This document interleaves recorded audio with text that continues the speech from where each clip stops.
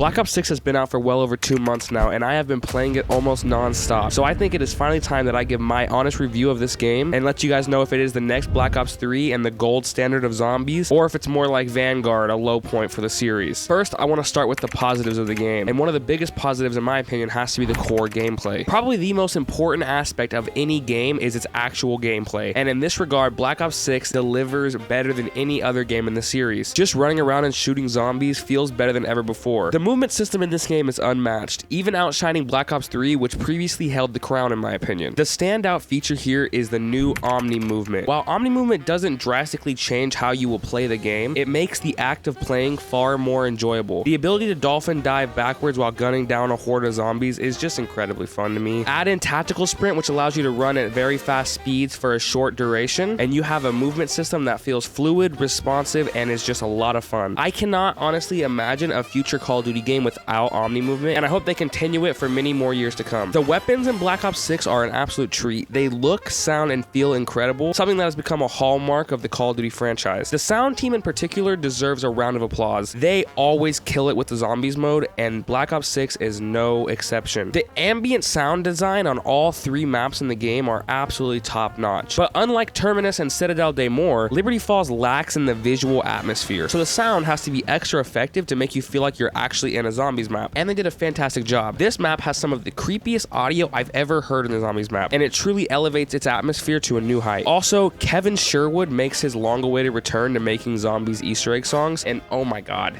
these are some of the best songs I've heard in any COD game. The 3 songs we've gotten so far from him are insanely good, and I definitely recommend listening to them outside of the game so you can get the full experience of the song. My favorite by far is Destroy Something Beautiful, which is on Liberty Falls. This song is just so good. So please go give them all a listen. I will have them linked in the description of this video. Something small that is not very important, but I did want to touch on, is the weapon inspect animations in Black Ops 6. They are miles better than the ones in Cold War. And while I know weapon inspects seem like a small niche thing, and don't get me wrong, they truly are a small thing, but to me, the level of detail these have truly shows how much work Treyarch puts into these games, and they are just so much better than their Cold War counterparts. Next, I want to talk about unique pack-a-punch effects. Unique pack-a-punch weapon effects are back, and it is an absolute game changer. In past games, certain weapons gain special attributes when upgraded, like the Mustang and Sally or the AUG's underbarrel shotgun, but this feature had slowly been phased out of the mode. In Black Ops 6, it makes its long-awaited return. Here are just a few examples of the pack-a-punch effects. The GS-45 becomes the Mustang and Sally's dual-wielded explosive pistols. The SVD turns into a shotgun when hip-fired and a sniper when aiming. The LR-762 sniper gains explosive rounds. The XMG fires faster the longer you hold the trigger, and there are so many more of these effects, and I absolutely love that they are included. They actually make upgrading weapons more exciting and rewarding, as you're eager to see what surprise each gun may hold. Armor application in Black Ops 6 Zombies is manual, which is a change from Cold War, where the armor was applied automatically. While not a huge change, I actually prefer the new system over Cold War system, because I like being able to manage how my armor is applied. For example, say the round ends and you have 2.5 plates of armor. Well, in Black Ops 6, you can simply choose to not waste a full plate of armor, and instead wait until your armor plate fully breaks to reapply it. However, in Cold War, if you were in the same situation, you would most likely automatically pick up the armor plate, essentially wasting half of the plate. So to me, this is a big upgrade in Black Ops 6. Next, let's talk about one of the coolest things Black Ops 6 does: HUD customization. Black Ops 6 allows players to customize their HUD like never before. You can adjust the placement, size, and opacity of almost every HUD element, making it easier to tailor the experience to your liking. However, this feature could use some fine-tuning, because changes made in Zombies also affect the multiplayer HUD, which is extremely frustrating for players like me who switch between modes. Additionally, some HUD elements like the radio card and objective marker cannot be disabled, which is an absolute shame, because a large portion of the community, including myself, would love to be able to turn these elements off. I really hope they continue to add more customization options in future updates, and I would love for them to introduce some kind of classic HUD that is more stylized for Zombies. My idea is make it part of the Super Easter Egg reward. After a player has completed the main Easter egg in every map, give the player a plethora of awards both in-game and out. In Infinite Warfare, we got Director's Cut and the Mephistopheles boss fight, which was awesome. So I hope that Treyarch can get even close to that level of reward, and I think a more stylized HUD could be a small part of a big reward. I also want to quickly touch on the new save and quit feature added in this game. Basically, in a solo match, you can choose to save and quit your game and return to it at a different time. This will save the game at the beginning of the round you are on. When you load back in, you will still have all progress towards Easter eggs, the same round you were on, and everything you had from your original run. This is by far one of my favorite features of Black Ops 6, and it is a very big quality of life feature. Next, I want to talk about the returning feature from Black Ops 3 Zombies, the Gobblegums. The Gobblegum system is slightly different than it was in Black Ops 3. Instead of being able to only hold one Gobblegum at a time, you can actually hold 3 Gobblegums, which can be very helpful. Since you can now carry 3 Gobblegums, you are able to synergize the abilities of the Gobblegums very easily. This game also does not have the classic Gobblegum system where you had unlimited uses of certain Gobblegums, which to me is the biggest downgrade of the Gobblegum system in BO6. I don't see a reason to not have classic Gobblegums, especially with Whimsicals. Whimsicals provide no real in-game use. They are just goofy, silly Gobblegums, and yet you can only earn them from exfils. I find this system very odd, and I'm not the biggest fan of the no classics, but overall, I am a big fan of the Gobblegums. Some of them are extremely overpowered, like Wonder Bar and Full Potential, while others are weak and kind of gimmicky, but overall, I am a big fan of the Gobblegum system, and I do think that it is better than the Black Ops 3 system. Also, the way you earn Gobblegum is also better than Black Ops 3. You now just earn Gobblegums by playing the game. There is no Dr. Monty's factory, and there is no Liquid Divinium. If you play the game, you earn Gobblegum. It's as simple as that. The way you buy Gobblegum is also better in my opinion, because you can actually choose from certain packs that give you set Gobblegums. In Black Ops 3, you had to buy Liquid Divinium, which would allow you to spin the Dr. Monty's factory, giving you a chance at good Gobblegums. In Black Ops 6, you can now just buy the most overpowered Gobblegums that you want. To me, this is a big improvement and definitely better than Black Ops 3. Black Ops 6 introduces a new feature that replaces the upgrades from Cold War, being the augment system. And in my opinion, the augment system is way better than what we got in Cold War. Each item in the game has 3 major augments and 3 minor augments. The ability of these augments varies on a very large scale. They can be anything from replacing the armor system with the classic shield system, or giving your field upgrade an extra use. The augments can be mixed and matched in lots of different ways, and I find myself switching to different augments for different maps. For example, if I'm going for high rounds on Citadel de Mor, for my melee macchiato augments, I will run Stick and Move and Vampiric Extraction, which in my opinion are the 2 best augments for the swords. However, if I am playing a different map like Terminus, I will most likely run Espresso and Strength Training. The augments are a very unique system that gives the game even more replayability. I will say it is a little bit frustrating to not know when you have fully researched your augment, as it will not appear in game. However, that is a small gripe that can be fixed very easily, and overall, I find the augment system very enjoyable. Now let's talk about the #1 thing that can make or break a zombies game. The thing that separates the greats from the disasters. That is the maps. Black Ops 6 currently has 3 zombies maps. The first being Terminus, the remote prison island, the second being Liberty Falls, the apocalyptic town, and the third being Citadel de Mor, the medieval castle. Let's start with the launch maps. Both launch maps, Liberty Falls and Terminus, are outstanding, but cater to 2 different audiences. Liberty Falls is a casual friendly map with a simple circular layout and convenient zip lines for fast travel. Its wonder weapon, the jet gun, is back from transit and has been completely revamped and overhauled with its 2 firing modes. The first one is the Suck. The Suck is the primary firing mode that you will be using the majority of the time, and it is phenomenal. As you may have picked up on, this firing type sucks the zombies in and kills them infinitely. It can be used to pick up drops like salvage and tacticals, and it can also suck power-ups closer to you. Once you're bored of sucking, you can use the second firing type, the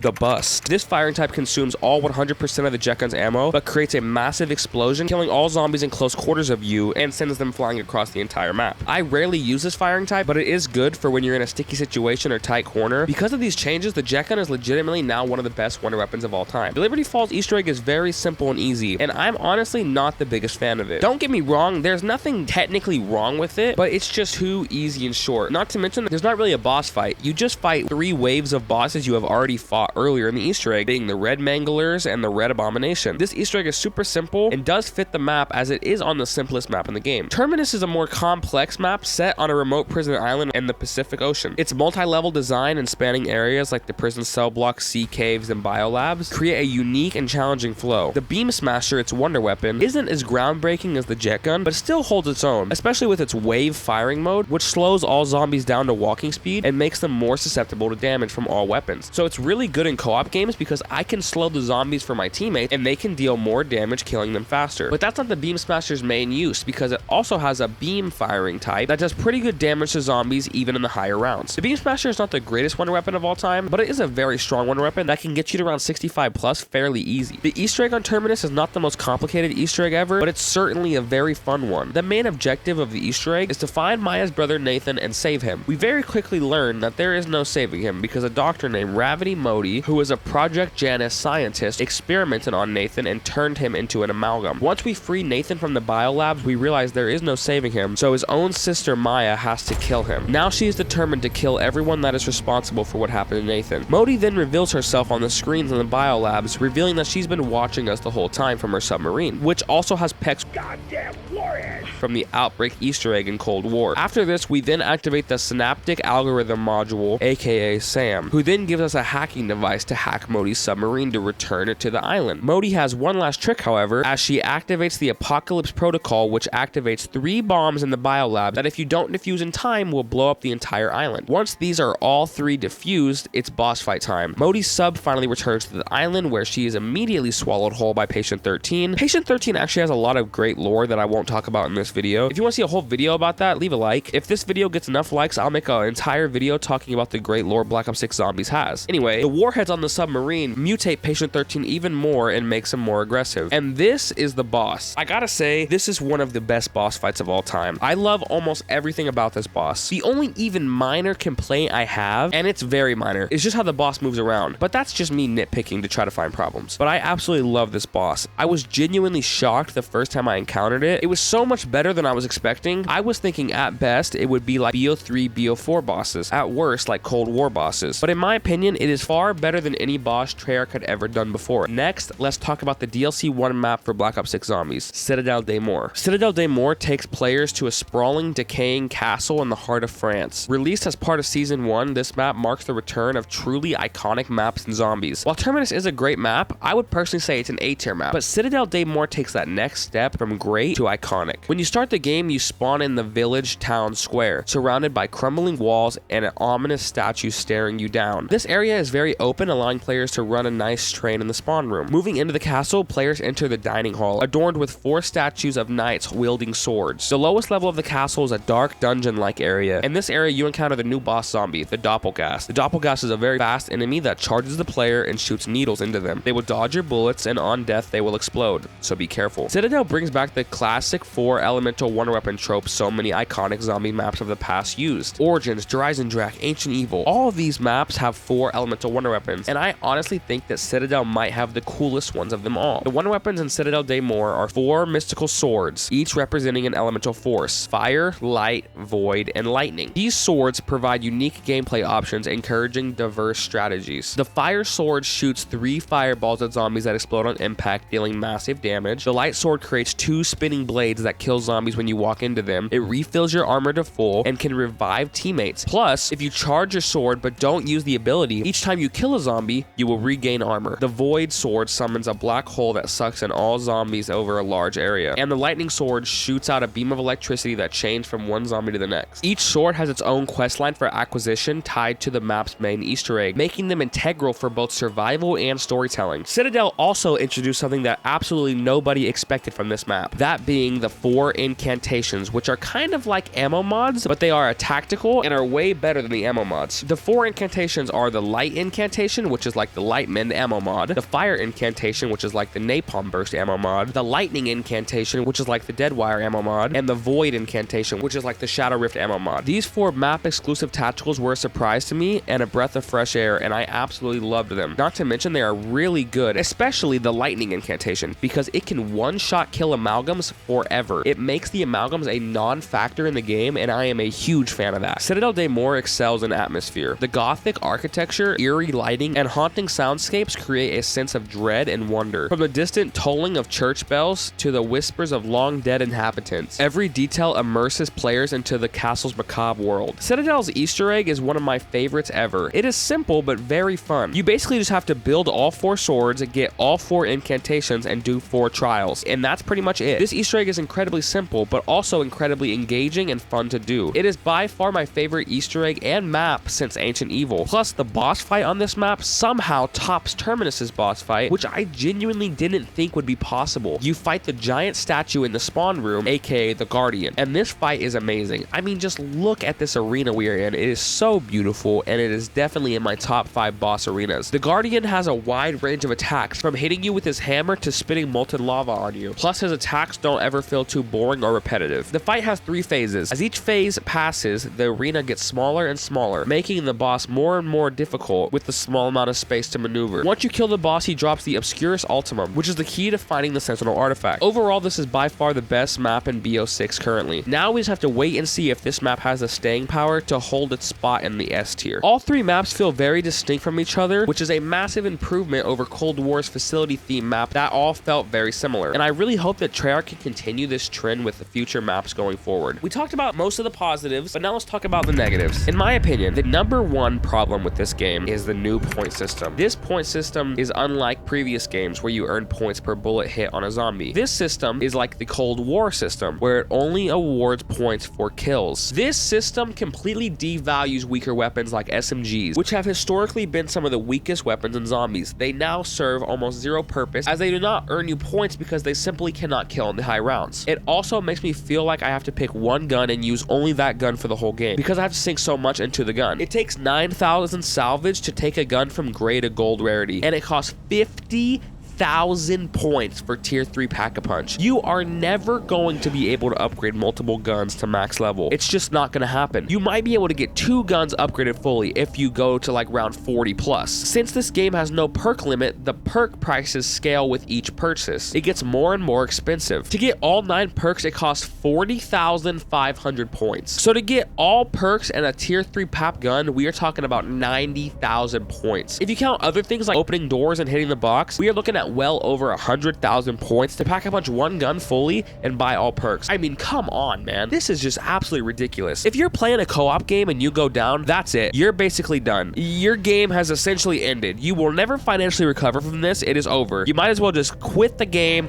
uninstall. You're never coming back from this. And not only is everything more expensive, you earn less points than before. I always hear people say the old point system wouldn't work in this game with its features, and I genuinely don't understand how people say that. In the old point system, when were you just walking around with 100,000 points? Like, I honestly feel like the old point system would work perfectly in this game. I honestly don't get it. Am I missing something? The old point system would also fix the co-op problem, because you could buy a low damage gun like the C9 and get more points on those higher rounds quicker, but not so quick that it would ruin the game. Think about it. In the old games, did you ever have 100,000 points? No, of course you didn't. I mean, unless you were going like around 100 or something, you never had 100,000 points. You never even had 30,000 points. You were always broke. To make matters worse, knifing earns fewer points than headshots. Even though melee kills are far riskier, this makes zero sense to me. Knifing should reward more points as an incentive for taking the risk. I understand if you don't want to do this for the swords because they are the wonder weapon, but for the regular melee weapons, you should definitely earn more points than a headshot. Everything in this game is more expensive. Doors, perks, Pack-a-Punch, literally everything, but you are earning fewer points overall. This system punishes the player and makes progression feel like a grind. It is by far the #1 issue holding Black Ops 6 back and needs to be reworked. While Black Ops 6 has reduced boss spam, it is still an issue. Additionally, Treyarch continues to reuse enemies such as the Manglers rather than introduce new enemies. Now, they have taken a step in the right direction with Citadel de Mor, as this is the first map in a long time that does not have Manglers, but for some reason that I genuinely cannot explain, they decided to bring back the Amalgam. And yes, I have made my points that the Amalgam is way better in Citadel than it is in Terminus. I still don't like the reuse of enemies. They also brought back the Parasite and Vermin. They did not decide to make a new enemy or to just use one of them. No, they brought back both of them for some reason, and I personally am not the biggest fan of the max ammo rounds in Citadel because it's not consistent. I have half spiders and half vermin. I would prefer to just have one of the two. The Nebula grind in Black Ops 6 just feels unnecessarily long, and in some cases it's very poorly designed. For example, the GS45 and LR762 snipers require 2,000 headshots for their military camo challenges, even though they become explosive weapons when Pack-a-Punched, which makes it almost impossible to get headshots. A more fitting challenge would be 2,000 kills with the weapon while it was Pack-a-Punched. These inconsistencies make the grind tedious rather than rewarding. The AFK timer in co-op and the 15-minute pause timer in solo are baffling decisions. In a mode where games can last hours, these restrictions feel overly punishing. If Treyarch insists on keeping a pause timer, it should be extended to at least 2 hours or more. If they insist on keeping the AFK timer, it also needs to be extended because people can get kicked in a very short amount of time. I feel these are just completely stupid decisions, and I hope that Treyarch either A, removes them, or B, at least extends the timer. One thing I want to say quickly is that I am not bringing up the whole voice actor drama here because that is worthy of a whole video on its own. And while it does suck that this is happening, it doesn't really change my review for the game. Do not get me wrong here.